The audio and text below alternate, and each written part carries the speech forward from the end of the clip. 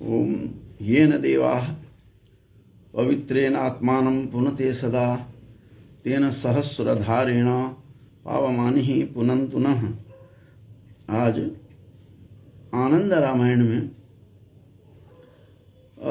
कृष्ण काल की बातों की भी यहाँ चर्चा हुई है और विष्णुदास और रामदास दोनों के संवाद के माध्यम से यहाँ हमें दो ऋषियों के संवाद के माध्यम से हमें अवगत होता है कि किस प्रकार से हनुमान और अर्जुन दोनों को का जो गर्व था उसका ध्वंस किस प्रकार कृष्ण करते हैं और उसकी बहुत सुंदर यहाँ कथा प्रस्तुत की गई है कि यहाँ विष्णुदास जो थे उन्होंने अपने गुरु रामदास जी से कहते हैं कि हे गुरुवर मैं कभी आपके ही मुख से अर्जुन का कपिध्वज यह नाम मैंने पूर्व में आप ही के मुख से सुना था। ये बात विष्णुदास अपने गुरु रामदास जी से कह रहे हैं कि हे गुरुदेव यह कथा मैंने आपसे ही सुनी है कि कपिध्वज नाम पड़ा था और कपिध्वज की कहानी आपने बताई थी और ये पूर्व काल की यह घटना युगों का ही अंतर है। राम के काल की घटना के साथ ये कृष्ण के काल भी इसमें जोड़ दिया गया है। जो भविष्य में क्या होते हैं, ऐसे ऐसे ऋषि थे जो भविष्य की घटनाओं को भी वे सहजता से अपने समाधि में स्थित होकर अपने निर्विकल्पक समाधि में जाकर पूर्व की स्थिति को भी, पूर्व काल को भी और विगत काल को भी, ये दोनों को वो समझ लेते थे। तो होने वाली घटनाओं के बारे में यहाँ कही गई है। यह आनंद रामायण का जो 18 सर्ग है, इस 18वां सर्ग, इस सर्ग में यह बात कही गई है और मनोहर कांड इसका नाम है। इसीलिए बड़ी मनोहर कहानियां सब, कथा सब इसमें गुम्फित हैं। तो यहाँ विष्णुदास जी रामदास, जो उनके गुरु थे, रामदास जी से पूछ रहे हैं कि हे गुरुदेव मैंने आपके ही द्वारा, आपके ही मुख से कपिध्वज की बारे में बात सुनी थी कि कपिध्वज, वही कपिध्वज जब अर्जुन गए युद्ध करने के लिए तो उनके ध्वजा पर वो सवार थे और ये बात उन्होंने किस प्रकार से एक दूसरों के शर्तों के कारण से जो हनुमान और अर्जुन के मध्य जो घटना घटी, उस घटना के कारण वो उन्होंने यह बात कही कि मैं यदि अपनी बात से विचलित हो गया, अपनी बात से मैं हार गया, तो निश्चित रूप से मैं आपको ध्वज बन करके रहूंगा। कपिध्वज इसीलिए उसका नाम पड़ा। और महाभारत के काल में वह हनुमान जी उनके रथ पर सवार थे। यह क्यों थे उसकी भी कहानी की झलक मिलती है। और कभी भी गर्व नहीं करना चाहिए, कभी अहंकार नहीं करना चाहिए, इसकी भी शिक्षा इससे मिलती है। तो मनोहर कांड जो है आनंद रामायण का, जिसमें जैसा कि मैंने बताया था कि विष्णुदास और रामदास के मध्य की जो वार्ता के माध्यम से बहुत अच्छी कहानी हमें इसमें देखने को मिलती है।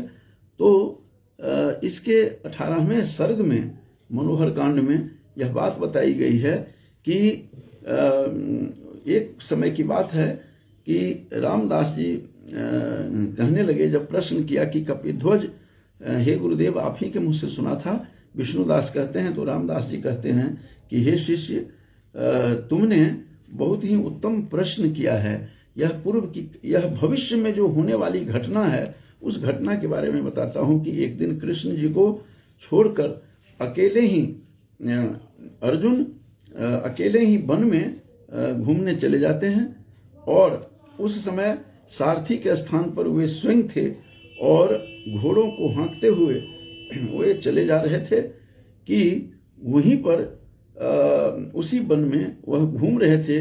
दोपहर का समय था और बहुत से वन जंतुओं को उन्होंने जो शिकार करने के लिए गए, शिकार करने के बाद जब वो जा रहे थे आगे, उसके बाद स्नान करने की तैयारियां करने लगे अर्जुन कि मैं स्नान भी यहीं पर कर लेता हूँ। तब स्नान करने के लिए जब वो सेतु बंध रामेश्वरम के धनुष कोटि तीर्थ पर जब जाते हैं तो धनुष कोटि तीर्थ पर गए, वहाँ स्नान किया और कुछ गर्व से समुद्र के तट पर घूमने लगे। और तभी उन्होंने एक पर्वत के ऊपर साधारण बानर का स्वरूप धारण करके हनुमान जी को बैठे हुए उन्होंने देखा। और अर्जुन ने बैठे हुए देखा और देखने के पश्चात उन्होंने पूछा कि हे कपि आप कौन हैं, अपना परिचय दीजिए। उस समय हनुमान जी राम नाम का जप कर रहे थे, ध्यान में बैठे हुए थे। और तब अर्जुन ने पूछा हनुमान से कि हे हनुमान, आप यह बात बताइए मुझे कि आप कौन हैं। उस समय हनुमान पीले रंग के रोए जो थे उनके पीले पीले रंग के थे और शरीर पर उनके और बड़े अच्छे लग रहे थे, और राम नाम का जप हनुमान कर रहे थे उस सेतु बंध के पास। और उन्होंने पूछा आप कौन हैं, तो हनुमान ने अपना परिचय देते हुए कहा, उन्होंने कहा कि अर्जुन ने जब पूछा कि हे बानर तुम हो कौन, तो अपना परिचय दीजिए, तुम्हारा नाम क्या है। तो अर्जुन का प्रश्न सुना तो हंसकर हनुमान जी ने कहा, तब हनुमान ने उन्हें कहा कि जिनके प्रताप से रामचंद्र जी ने समुद्र पर 100 योजन विस्तृत सेतु बनाया था, मैं वही वायुपुत्र हनुमान हूँ।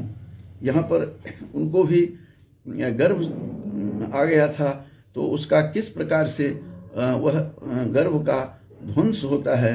हनुमान जी से भी इस प्रकार की बात कही गई कि जिनके प्रताप से रामचंद्र जी ने समुद्र पर 100 योजन का जो सेतु बनाया था, वह मैं ही वायुपुत्र हनुमान हूँ। इस बात की गर्भोक्ति यहाँ पर कही गई है। जब पूछा तब यहाँ पर हनुमान ने कहा था कि यत प्रतापात च रामेण शिलाभिः शतयोजनम बद्धोयम सागरे सेतुस्तम माम तुम विद्धि वायुजम।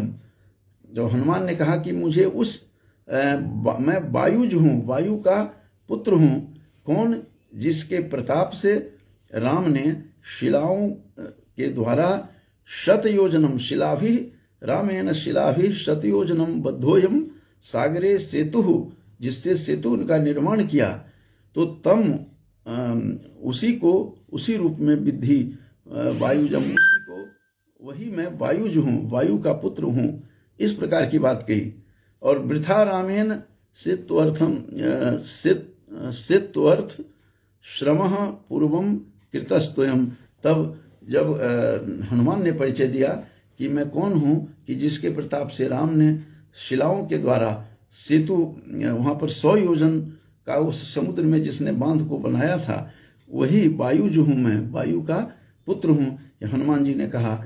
हनुमान जी के भी मन में ऐसा हुआ कि मेरे ही कारण, मेरे ही प्रताप से वह सेतु बंद हुआ था। मैं थोड़ा सा पीछे भी मैंने बोला था, उस बात का मैं स्मरण करा दूं कि सुंदरकांड से पहले उन्होंने अंत में पूछा, हनुमान जी को जब याद करवाते हैं जामवंत, तो उनको जामवंत को तब हनुमान को जब याद आया अपने शौर्य का, बल का, कहा कि अब बताइए मैं ऋक्षराज में अब क्या करूं। कहता तुम्हें कुछ नहीं करना है, आने वाले समय में ये सारा काम जितने भी हैं, ये बानर भालू जितने भी हम लोग हैं, हमारी तो आवश्यकता राम को नहीं है। हम तो केवल कौतुक मात्र के लिए हैं। जो बात तुलसी ने अपनी रामायण में बात कही है और उसको स्मरण करवाया जा रहा है। तो यहाँ उन्होंने कहा, हनुमान ने कहा कि यह सेतुबंध पूछा अर्जुन ने कि तुम कौन हो। ये भविष्य की बातों को यहाँ पर विष्णुदास और रामदास दोनों के वार्ता के प्रसंग से यह पता चलता है।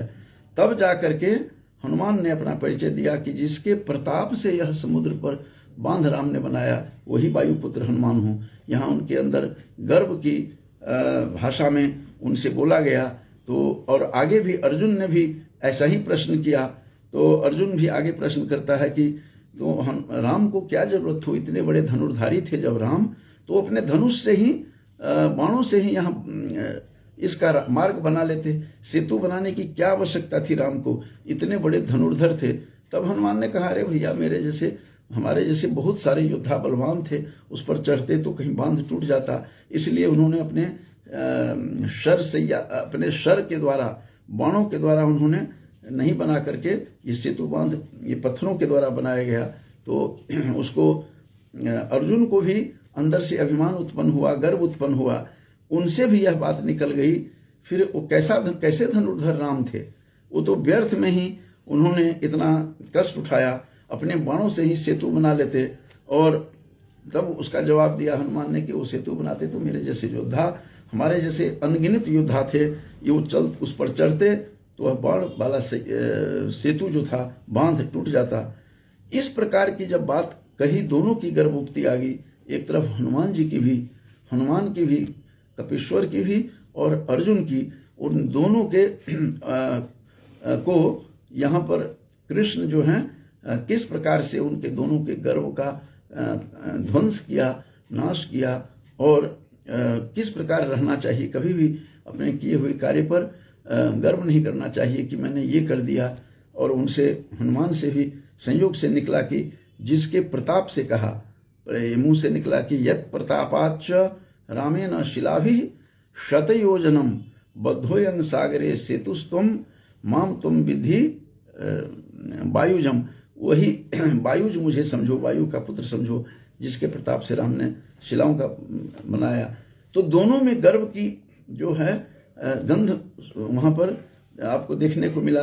अब यहाँ इस पर गर्व भरे वचन सुन करके अर्जुन ने भी गर्व से हंस करके कहा कि ये तो मैं रहता तो मैं अपने बाणों से ही बना लेता। तब हनुमान ने कहा तो बना करके दिखाओ, मैं तोड़ करके दिखाता हूँ कैसे, हमारे जैसा योद्धा कैसे जाता तो नहीं टूटता यह बांध, यह सेतु।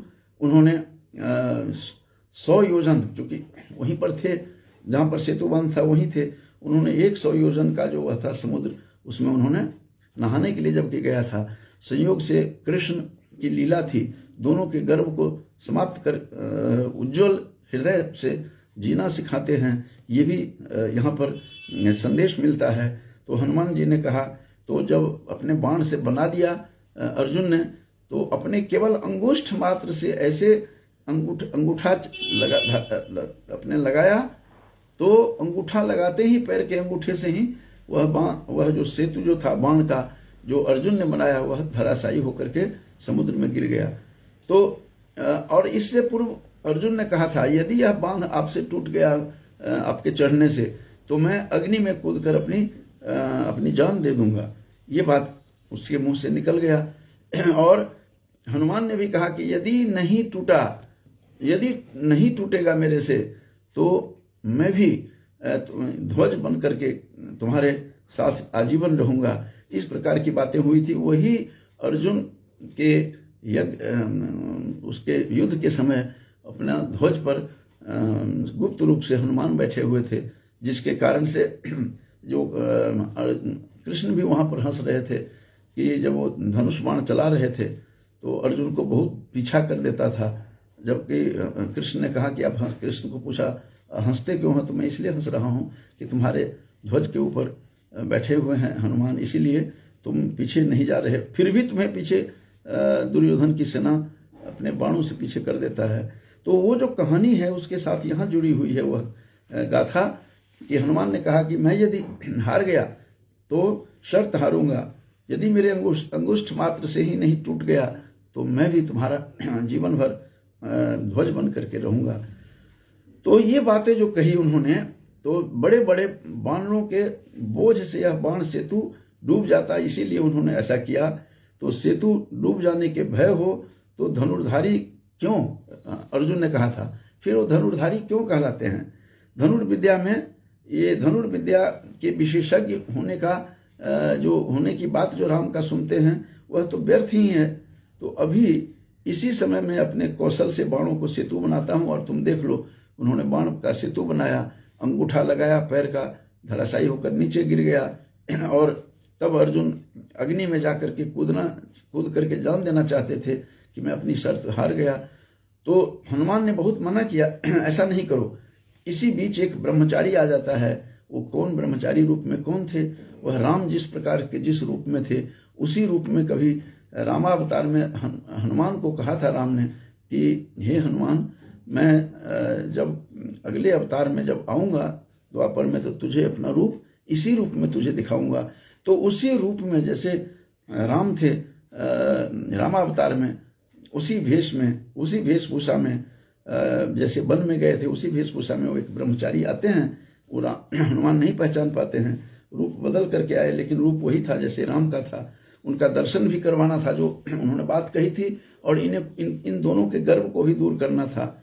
उस समय उन्होंने कहा भी, जो कहा था उन्होंने करके दिखाया। तो ब्रह्मचारी रूप में उसी समय आता है जब अर्जुन अग्नि में अपने आप को झोंक रहे थे। उन्होंने कहा कि दोनों से पूछा क्या हुआ है, तो ऐसे क्यों ऐसा शोर मचा रहे हो? तो इन्होंने मेरे से शर्त रखी थी कि इस बाणों से जो बना हुआ सेतु पर मेरे अंगूठा से ही यह गिर जाएगा। मैंने कहा था कभी गिर जाएगा तो मैं अग्नि में कूद करके जान दे दूंगा, अर्जुन ने कहा था।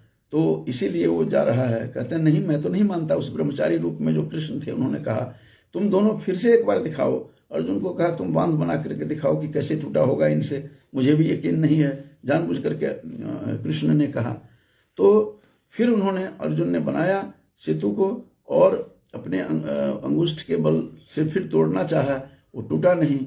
वो चढ़ करके उस पर घूमते रहे, कूदते रहे, फिर भी नहीं टूटा। हनुमान भी बड़े आश्चर्यचकित हुए। हनुमान ने सोचा कि ये क्या हुआ। तो इस प्रकार से जो घटना हुई, तो बाद में वह समझ गए, मुस्कुराते हुए कहने लगे, अर्जुन की ऐसी बात सुनकर मुस्कुराते हुए कहने लगे कि मेरे पैर के अंगुष्ठ के बोझ से ही आपका बाण सेतु डूब जाए तो मैं क्या करिएगा आप? तब उन्होंने हनुमान ने कहा था अर्जुन उसने कहा था कि ऐसे भार से जब टूट गया तो मैं चिता में, अग्नि की चिता में जान दे दूंगा। तो कहते हैं तुम जान क्यों दे रहे हो? और उससे फिर हनुमान से भी जब दोबारा उस ब्रह्मचारी रूप में कृष्ण ने कहा, तो कूदने के बाद भी पश्चात भी वह जब सेतु नहीं टूटा तब अपना रूप उन्होंने दिखाया। और तब पहचान गए हनुमान जी कि आप तो कृष्ण हैं, और आपने कहा था मुझे रामावतार में कि मैं इसी रूप में तुम्हें अपना रूप दिखाऊंगा। तो रूप भी उन्होंने दिखा दिया, और तब जाकर के उन दोनों के गर्व का नाश हुआ है। यहाँ अर्जुन को था कि मैं रहता तो राम कैसे धनुर्विद्या में कुशल थे, मैं तो अपने बाणों से ही कर देता। उसकी भी परीक्षा हो गई थी, अंगुष्ठ पात्र से रखने से ही हनुमान के वह धराशायी होकर के सेतु गिरा। दूसरे बार जब हनुमान ने किया तो हनुमान का भी गर्व वहां पर टूटा। तो तब हनुमान जी समझ गए तो कि उन्होंने सुदर्शन को अपने इस सेतु के नीचे सुदर्शन काम कर रहा था, जिसके कारण हनुमान जी से वह दूसरे बार में वह सेतु टूट नहीं पाया, वह बांध। तो तब उन्होंने अपना रूप दिखाया कृष्ण ने। तो हनुमान ने उनको प्रणाम किया। हनुमान जी अपने कर्म से खिन्न होकर के, अर्जुन ने समुद्र के तट पर ही जो चिता बना ली थी, उसने हनुमान जी को रोकने पर भी वह नहीं कर रहे थे। इसी बीच में ब्रह्मचारी को वहां आना पड़ता है, ब्रह्मचारी वेश में, उसी रूप में जिस रूप में राम थे, रामावतार में। और तब जाकर के वह पहचान जाते हैं। उस ब्रह्मचारी की बात सुनकर के दोनों शर्त मान गए थे और दोबारा वही प्रक्रिया में चले गए। लेकिन उन्होंने देख लिया कि मेरे से फिर बांध टूटता नहीं है। हनुमान जी घबराए कि ऐसा क्या हुआ। तब वो समझ गए कि ये तो कृष्ण ही हैं, राम ही कृष्ण बन करके आए हैं। और अपना जो उनका सुदर्शन चक्र था उस सेतु के नीचे था। और तब जाकर के उनको एहसास हुआ, और फिर दोनों को इस बात का एहसास हुआ कि हमने यह गलत किया था, हमें ऐसा नहीं कहना चाहिए था, हमें ऐसा नहीं सोचना चाहिए। आपके सेतु के बहाने इन्होंने अपना वरदान भी आज पूरा कर दिया। उन्होंने कहा कि आपने वरदान भी पूरा कर दिया कि मुझे आपने हनुमान राम अवतार में कहा था कि मैं तुझे इसी भेष में तुझे दर्शन दूंगा। हनुमान जी अर्जुन से ऐसा कह ही रहे थे कि इतने में भगवान अपने बटुक रूप को त्याग देते हैं, उस ब्रह्मचारी रूप को त्याग कर असली रूप में आ जाते हैं, कृष्ण बन जाते हैं। उस समय फिर पीले वस्त्र पहने हुए थे कृष्ण, और नव नीरद के समान उनका श्याम शरीर था। नीरद कहते हैं बादल को, तो नीरम ददाति इति नीरद, बादल के लिए मेघ के लिए आता है, तो मेघ के समान वे श्यामल वर्ण के दिखाई दे रहे थे कृष्ण। उन कृष्ण चंद्र का दर्शन करके हनुमान जी के रोंगटे खड़े हो जाते हैं, प्रसन्न हो जाते हैं। उन्होंने साष्टांग प्रणाम किया। ये सारा सीखने की बात है कि किस प्रकार के ओजस्वी तेजस्वी हनुमान थे, और कृष्ण की आज्ञा अनुसार चक्र सेतु से निकाल करके अपने स्थान को चला गया। जो दूसरे बार जब कृष्ण ने बटुक रूप में जब आए थे ब्रह्मचारी रूप में, तो अपने सुदर्शन को सेतु के नीचे कर दिया था, उस सेतु से हटा लिया वहां से उन्होंने अपने उसको सुदर्शन को, और सुदर्शन भी अपने स्थान पर चला गया।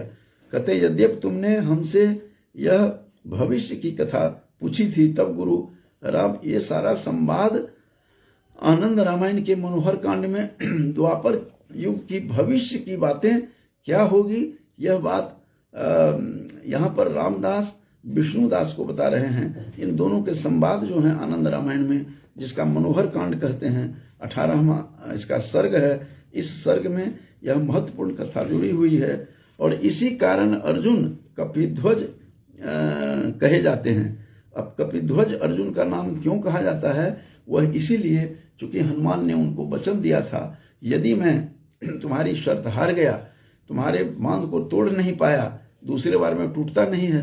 हनुमान जी का गर्व तोड़ना था कृष्ण को, क्योंकि सुदर्शन उसके नीचे था, तो तब जाकर के वह टूट नहीं पाया।